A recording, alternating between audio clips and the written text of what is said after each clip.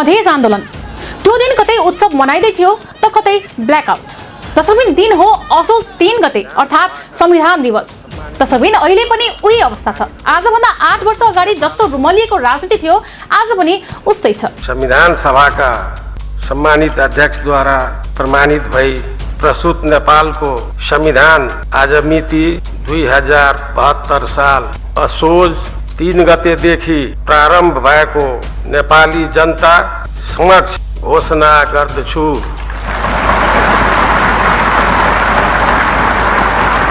तसबिन संविधान दिवसको दिन आइतबार पनि कतै सरकारले औपचारिक कार्यक्रम आयोजना गरेर उत्सव मनाइरहेको पाइयो भने कतै विरोधका कार्यक्रम।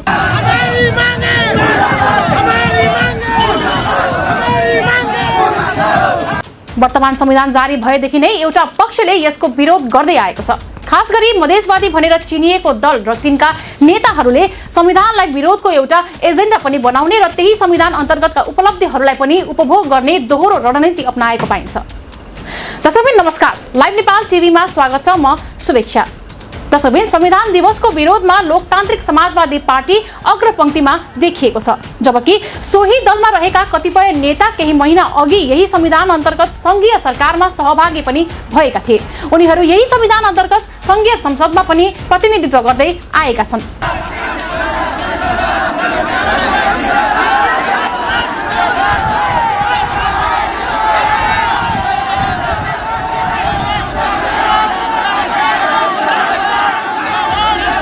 यही संविधानको प्रावधान अनुसार भएका निर्वाचनमा सहभागी हुने, संविधान अनुसार राज्य सत्ताको विभिन्न जिम्मेवारीमा पुग्ने र संविधानको आलोचना पनि गर्ने संस्कृति मधेसवादी दलमा विद्यमान छ। तसबिन यस्तो दोहोरो चरित्र किन? यो देशमा एक खालका व्यक्ति छन् जसले संविधान नै खारेज होस्, गणतन्त्र नै समाप्त होस् भन्ने चाहेको छ। त्यो कुराबाट हामी सचेत छौं भने जुन जुन विषयमा असहमति छ त्यो संशोधन गरेर पूरा गरिदियोस् अनि हामी पनि दीपावली मनाउँछौं, नत्र यो विरोध जारी नै रहन्छ भन्नेहरू पनि छन्। दसबिन एकातिर विरोध गर्ने र अर्कोतिर त्यसैको आधारमा सेवा सुविधा लिने पनि धेरै नै छन्। एकातिर संविधानको विरोध गर्ने, अर्कोतिर त्यही अनुसार सांसद बन्ने र मन्त्री बन्ने, यो दोहोरो चरित्र नै हो। दसबिन यो घटनाप्रति तपाईको कुनै प्रतिक्रिया छ कमेन्ट गर्नुहोला। लाइभ नेपालको फेसबुक पेज लाइक गर्नुहोस्, युट्युब च्यानल सब्स्क्राइब गर्नुहोस्। ताजा अपडेटका लागि लाइभ नेपाल टिभी हेर्दै गर्नुहोला। नमस्ते। संविधान सभाका सम्मानित अध्यक्षद्वारा प्रमाणित भई प्रस्तुत नेपालको संविधान आज मिति 2072 साल असोज 3 गतेदेखि प्रारम्भ भएको नेपाली जनता समक्ष घोषणा गर्दछु।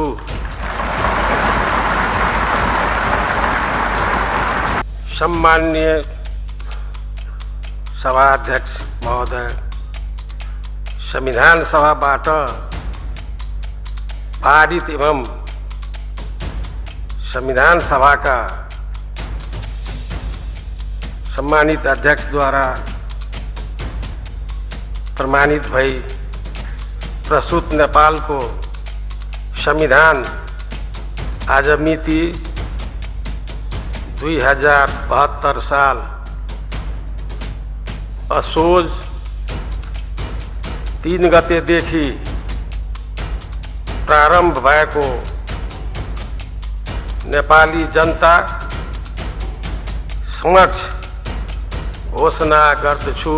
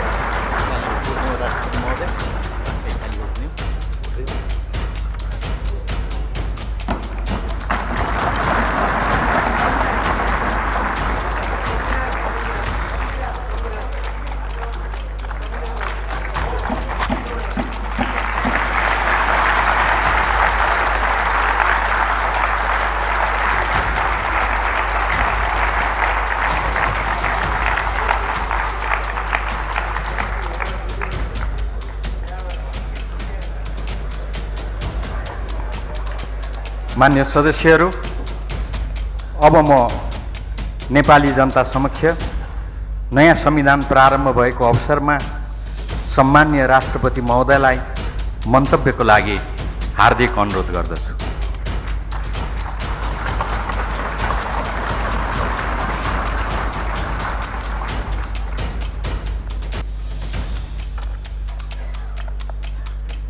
सम्माननीय अध्यक्ष महोदय, संविधान सभाबाट जनताका प्रतिनिधिले लोकतान्त्रिक अधिकार, आर्थिक समृद्धि र राष्ट्रिय एकताका लागि बनाएको नेपालको संविधान जारी भएको घोषणा गर्ने यो ऐतिहासिक अवसरमा म सम्पूर्ण नेपाली दिदी बहिनी तथा दाजुभाइहरूलाई हार्दिक बधाई र शुभकामना व्यक्त गर्दछु।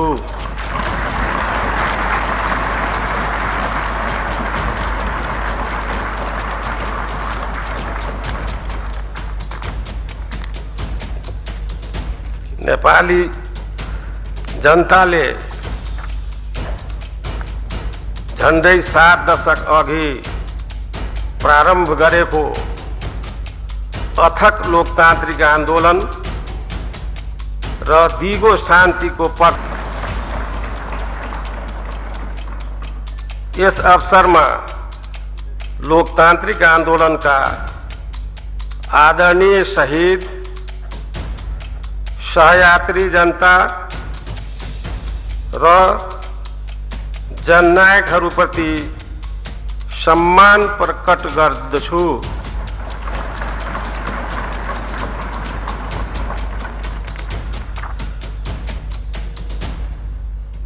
यस संविधानको घोषणासँगै हाम्रो देशमा संघीय लोकतान्त्रिक गणतन्त्र संस्थागत भएको छ।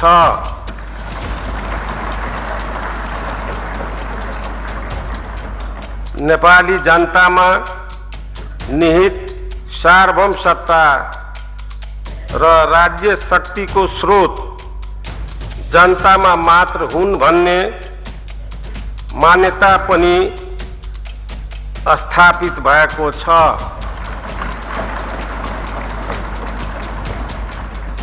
संहिता र गणतन्त्र सहितको हाम्रो बहुदलीय संसदीय शासन प्रणालीमा समानुपातिक, समावेशी प्रतिनिधित्व र सहभागिताको आधार सहित अन्य विषयहरू संविधान कार्यान्वयनको क्रममा अझ फराकिलो र विकसित हुँदै जानेछन्।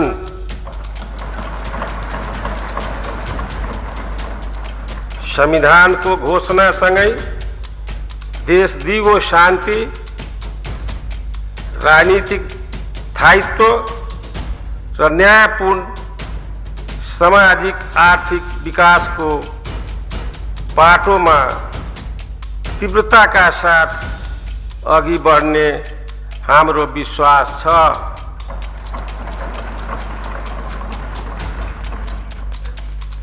सम्माननीय अध्यक्ष महोदय, हाम्रो देश बहुजातीय, बहुभाषिक, बहुधार्मिक, बहुसांस्कृतिक एवं भौगोलिक विविधता युक्त रहेको छ। नयाँ संविधानले सबै क्षेत्र र समुदायका जनताको आकांक्षा र अधिकार, भाषा, वेशभूषा, संस्कृति र पहिचानलाई समान ढंगले संरक्षण र प्रवर्धन गर्नेछ।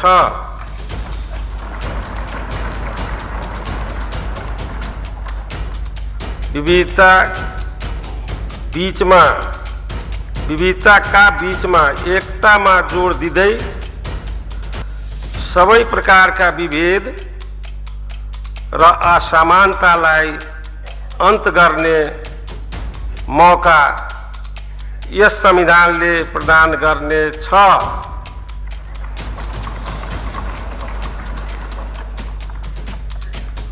सामान्य अध्यक्ष महोदय, हिमाल पहाड तराई मधेसका सम्पूर्ण दिदी बहिनी तथा दाजुभाइहरूलाई म यस ऐतिहासिक अवसरमा पारस्परिक एकता, सहिष्णुता, सहकार्य र मेलमिलापका साथ यस संविधान सभाबाट प्राप्त भएका जनताका अधिकार, उपलब्धि र संहिता सहितको लोकतान्त्रिक गणतन्त्रात्मक राज्य संरचनालाई संरक्षण, संवर्धन र प्रवर्धन गर्न आह्वान गर्दछु।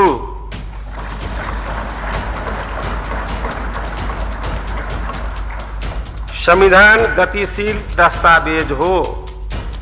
यसको सफल प्रयोग गर्दै सामाजिक न्याय, अधिकार, समृद्धि प्राप्त गर्न समेत निरन्तर क्रियाशील रहन आग्रह गर्दछु।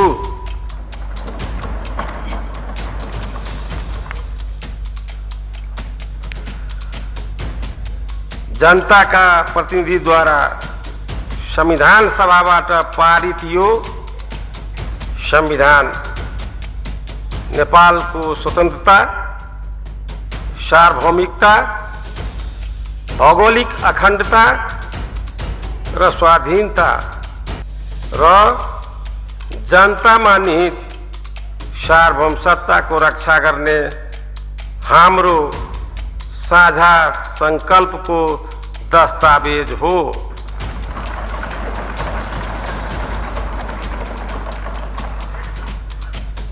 सम्माननीय अध्यक्ष महोदय, यो ऐतिहासिक दस्तावेज नेपालको संविधानको निर्माणमा योगदान पुर्याउन हुने सम्पूर्ण नेपाली दिदीबहिनी तथा दाजुभाइहरू,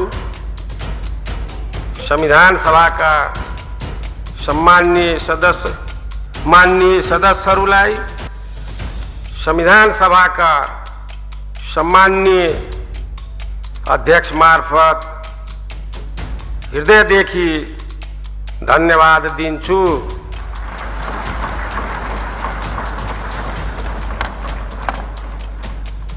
यो संविधान र परिवर्तित सभाले देशको एकताको कडी मजबुत गर्दै जानेछ।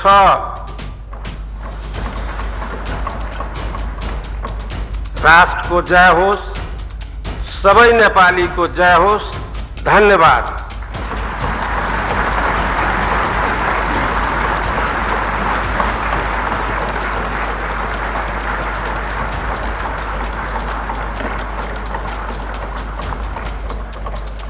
मान्य सदस्यहरू, अब म नेपाली जनता समक्ष नयाँ संविधान प्रारम्भ भएको घोषणा भएकोमा सम्मान्य राष्ट्रपति महोदयमा निम्नलिखित धन्यवादको प्रस्ताव प्रस्तुत गर्दछु।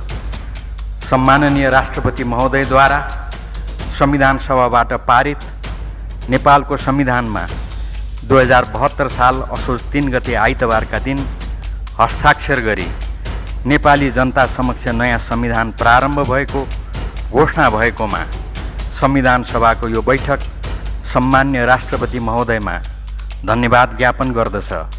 उक्त धन्यवादको प्रस्ताव पारित गरिदिन हुन मान्य सदस्यहरूलाई आग्रह गर्दछु।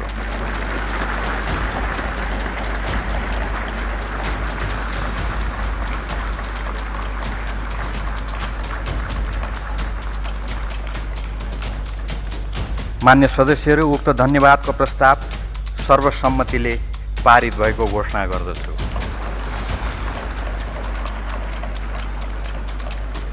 मान्य सदस्यहरू, अब म संविधान सभाको बैठक अवधिभर भए गरेका काम कारबाहीको संक्षिप्त विवरण सभालाई जानकारी गराउँछु। 1. संविधान सभाको बैठक 2070 साल माघ 8 गते बुधबार प्रारम्भ भई आज 2072 साल असोज 3 गते आइतबारसम्म जम्मा 607 दिन चालु रह्यो, जसमध्ये संविधान सभाको पूर्ण बैठक 130 दिनहरूमा 135 पटक बैठक बसी जम्मा 328 घण्टा 45 मिनट खास कार्यमा व्यतीत गर्यो।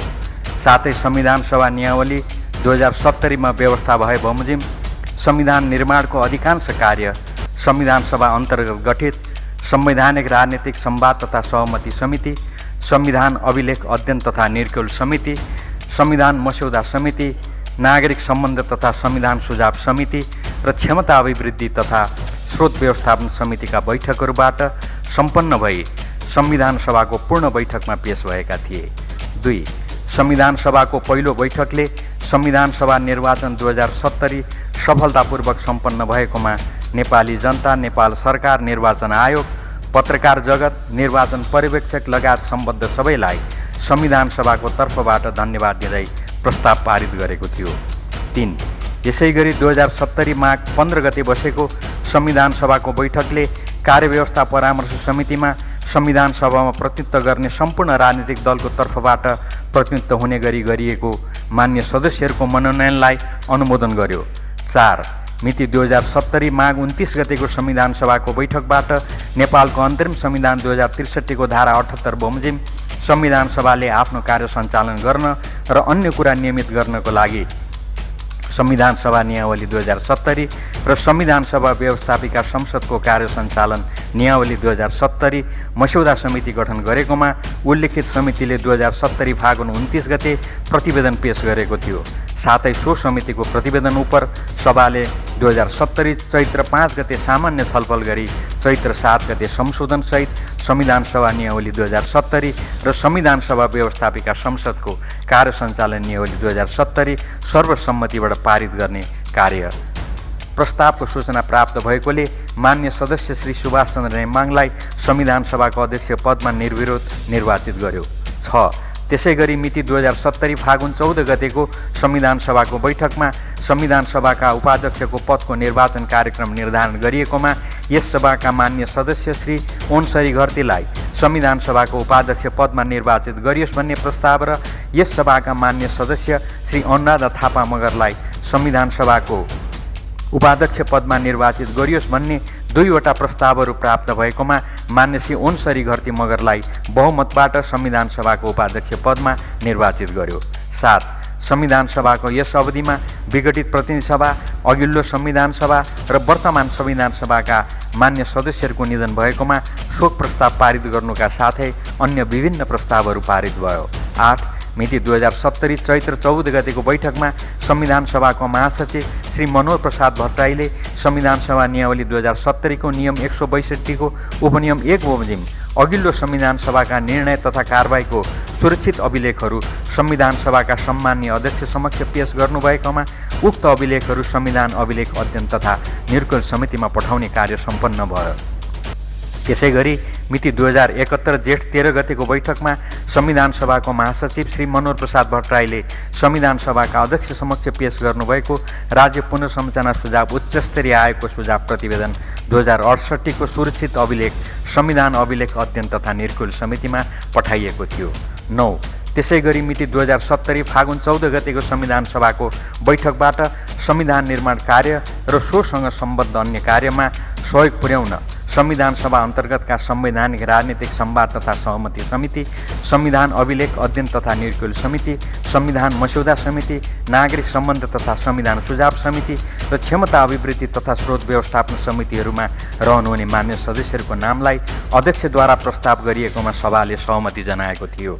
10. मिति 2070 चैत्र 21 गतेको बैठकबाट संविधान सभा कार्यव्यवस्था परामर्श समितिको बैठकमा समेत छलफल भई परिमार्जन गरिएको संविधान सभाको प्रस्तावित कार्यतालिका उपर सभामा छलफल भई बहुमतबाट पारित भयो। 11 संविधान अभिलेख अध्ययन तथा निर्कुल समितिले प्राकृतिक स्रोत आर्थिक अधिकार र राजस्व बाँडफाँड समितिको प्रतिवेदन र राष्ट्रिय हितको संरक्षण समितिको प्रतिवेदनको संविधानको प्रारम्भिक मस्यौदामा भएका सहमतिको निर्कुल सम्बन्धी प्रतिवेदन 2071 मिति 2071 वैशाख 30 गते, राष्ट्रिय हितको संरक्षण समितिको प्रतिवेदनको संविधानको प्रारम्भिक मस्यौदामा भएका असहमतिको निर्कुल सम्बन्धी प्रतिवेदन 2071 मिति 2071 जेठ 2 गते, राज्यको पुनर्संरचना र राज्य शक्तिको बाँडफाँड समितिको प्रारम्भिक मस्यौदामा भएका सहमति र असहमतिको निर्कुल सम्बन्धी प्रतिवेदन 2071 मिति 2071 जेठ 4 गते, न्याय प्रणाली सम्बन्धी समितिको प्रतिवेदनमा उल्लिखित विषयमध्ये सहमति र असहमतिका विषयहरूको निर्कुल सम्बन्धी प्रतिवेदन 2071 मिति 2071 जेठ 5 गते, मौलिक अधिकार तथा निर्देशक सिद्धान्त समितिको प्रतिवेदनमा उल्लेखित विषयमध्ये सहमति र असहमतिका विषयहरूको निर्कुल सम्बन्धी प्रतिवेदन 2071 मिति 2071 जेठ 23 गते, राज्यको शासकीय स्वरूप निर्धारण समितिको प्रतिवेदनमा उल्लेखित विषयमध्ये सहमति र असहमतिका विषयहरूको निर्कुल सम्बन्धी प्रतिवेदन 2071 मिति 2071 जेठ 30 गते, व्यवस्थापकीय अङ्गको स्वरूप निर्धारण समितिको प्रतिवेदनमा उल्लेखित विषयमध्ये सहमति र असहमतिका विषयहरूको निर्कुल सम्बन्धी प्रतिवेदन 2071 SML Isuzu, authorized distributor for Nepal, National Motors. उत्कृष्ट गहुँबाट तयार गरिएको ज्ञानचक्की आटा खेल दुगर समूहको उत्कृष्ट उत्पादन। जहाँ इच्छा त्यहाँ भाइनेट अब सबै कनेक्टेड। इलेक्ट्रा इलेक्ट्रिक प्रस्तुत गर्दछ एन्टिब्याक्टेरियल अमोर लाइफस्टाइल स्विचेस। नेपालमै पहिलो पटक समय सापेक्षित नयाँ युगका लागि नयाँ स्विचहरू। शुद्धता त अब बाबा सनफ्लावर ओइलको प्याकेटमै पाइन्छ। बाबा सनफ्लावर ओइल, शुद्धता यसमै भेटिन्छ।